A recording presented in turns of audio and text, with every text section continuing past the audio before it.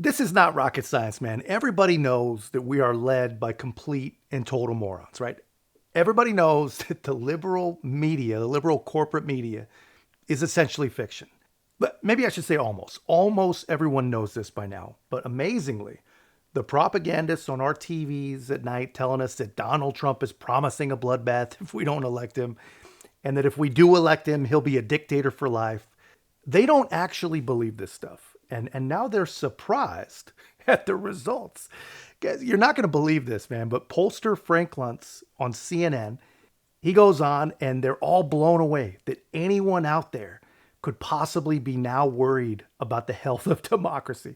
I'm going to show you that. But first, these are the real effects, man, and the real dangers of 24/7 lies for almost 10 years now. I don't know why he's racist. You have to ask him. Because he says something. He says all those Mexicans are rapists and murderers. No. Okay. And then, yes, he did say that. Yes, he did. Can I finish my? I didn't say that. You're talking about. I'm talking about when he was running. Yeah, I know. He said they send the worst among them. Some of them are rapists. Some of them are drug dealers and murderers. They asked me what I feel. Frank is with me now. So that's just that's a small snapshot, right? You shared a fair amount of video with us.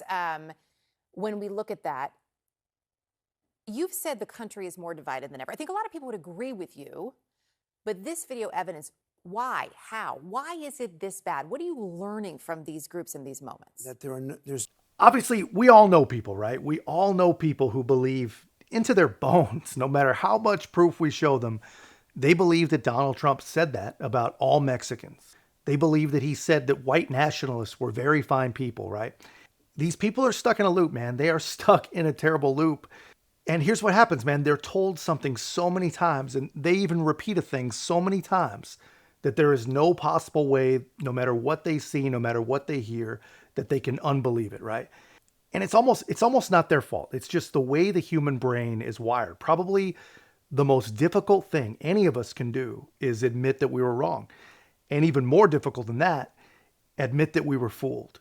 No one likes to admit that we were dumb enough to get tricked, dumb enough to get fooled or whatever. Especially those of us that are a little less emotionally mature, like most modern day progressives.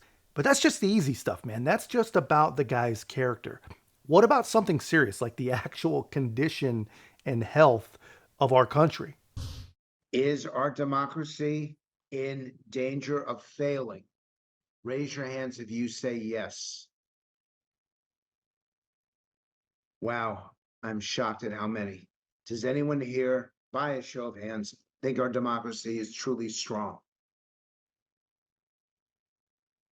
You got two people, that's it. Two hands. We're in trouble. We're in trouble. I don't know what to do about it. This is my craft. This has been my trade for the last 30 years. Mm-hmm. I've been seeing this get worse and worse. 74% of Americans now say they're mad as hell and not going to take it anymore. 83% say we're more divided than we've ever been. Even people 65 and older, old enough to remember the killing of Martin Luther King, mm-hmm. Bobby Kennedy, our cities burning down. They say this is the most divided it's ever been. They're mad as hell. They're not going to take it anymore. You said, 74%? But why are they mad? Can they articulate why they're mad? Yes.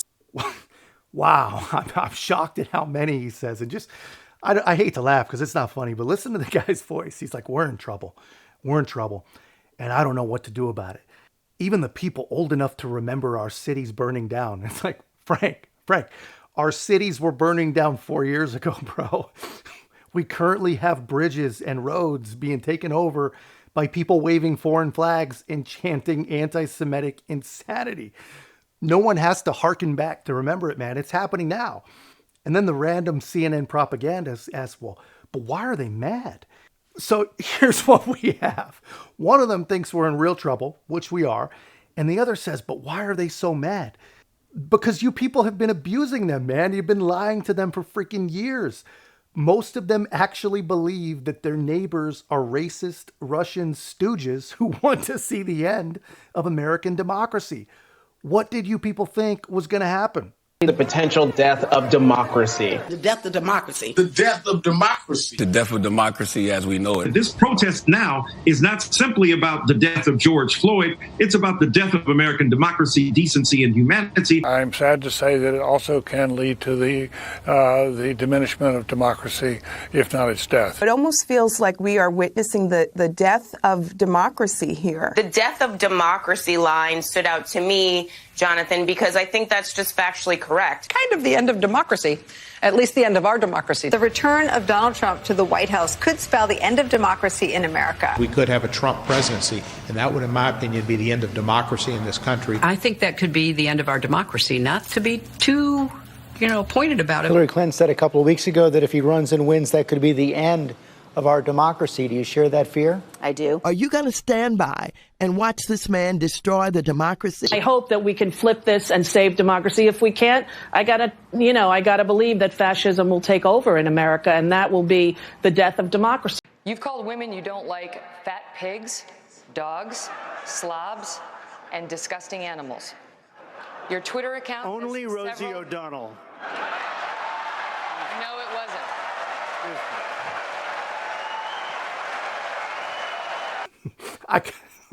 I'm sorry, man. I could not resist the Rosie O'Donnell thing. That's an absolute classic, right? But you get the point, right? This is just insane to watch. These corporate media, state-approved shills have been beating these poor people over the head for freaking years, all day, every single day for a decade now.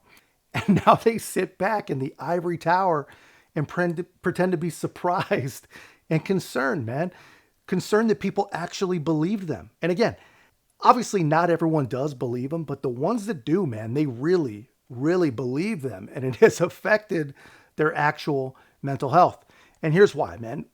When you build a worldview that's based on lies, as this is, it will always require manipulation of yourself and of others to basically keep your brain functioning, right? That never ends well. That cannot possibly end well. But when you believe things that are true, based on fact, actual provable, real facts, you will never end up a victim of these people, man. But anyway, we got to help these people. We got to find a way to save their victims, man. But anyway, that's just my take, guys. I thought you'd find that interesting. Let me know your thoughts in the comments. And if you haven't already, don't forget to be a part of our growth. Make sure to like, comment, subscribe. Most importantly, share.